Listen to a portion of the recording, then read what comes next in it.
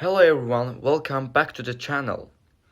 In the previous video we learned the basics of Python programming, including the print function, variables, loops and functions.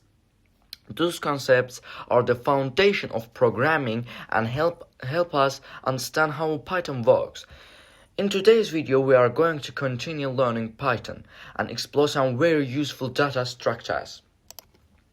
Specifically, we will learn about lists and dictionaries. To store and organize large amounts of information in our programs, they are used in many real programs such as applications, websites, and data analysis tools. By the end of this video, you will understand how lists and dictionaries work, how they can help you write more powerful Python programs.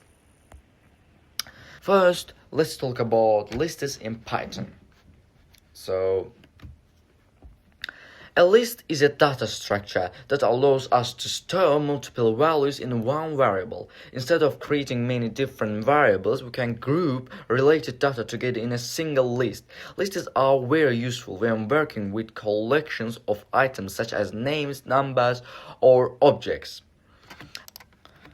In this example, I created a list called fruits. Inside the list, we have three items: apple, banana, and orange. Lists use square brackets and the items are separated by commas. When we print the list, Python shows all the items stored inside it. Now let's access a specific item in the list. Python uses something called indexing to access items in a list. The index represents the position of the item. One important thing to remember is that Python starts counting from 0, not 1. So fruits 0 refers to the first item, which is an apple. Okay. Here we access it to the second item in the list, which is banana. So let's adding item to a list. For example, let me delete all of this. Now our type is gonna be like this: fruits append. Sometimes we want to add new items to an existing list. In Python, we can do this using the append function. The append function adds a new item to the end of the list. After running this code, the fruit graph will be added to our list. So this is very useful in programs where data grows over time, such as adding new users, new messages, or new products. Let's talk about loops with lists.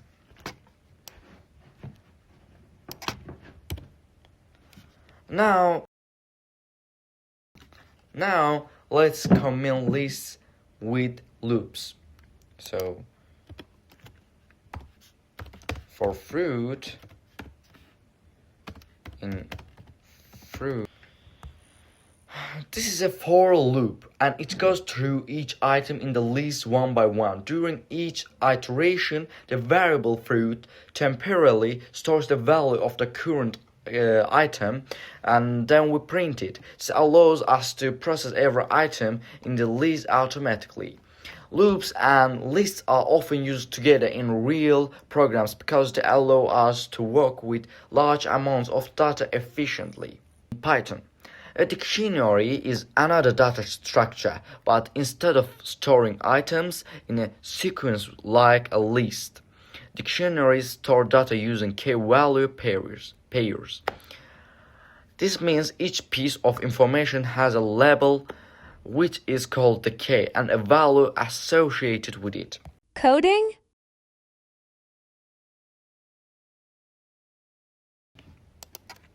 In this example, we created a dictionary called person. Inside the dictionary, we stored three pieces of information: name, age, and city.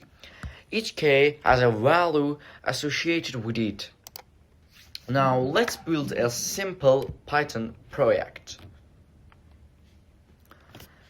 Projects are a great way to practice programming and understand how different concepts work together. In this program, The users enters two numbers. The program then performs different mathematical operations such as addition, subtraction, and multiplication. This is a simple calculator that demonstrates how Python can interact with users and perform calculations.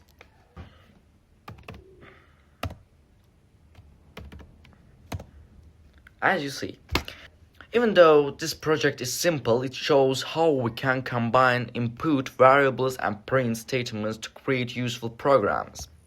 In this video, we'll learn about lists, loops with lists, dictionaries, and we also built a simple Python calculator.